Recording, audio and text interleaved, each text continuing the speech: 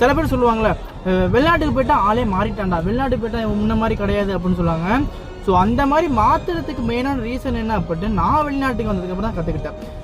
நம்ம வெளிநாட்டுக்கு வந்ததுக்கப்புறம், நம்ம ஃபாரினில் வந்ததுக்கப்புறம் எல்லாருக்கும் ஒரு நினப்பு, சரி சம்பாதிக்கிறான் அப்படின்னு சொல்லிட்டு ஒரு நினப்பு.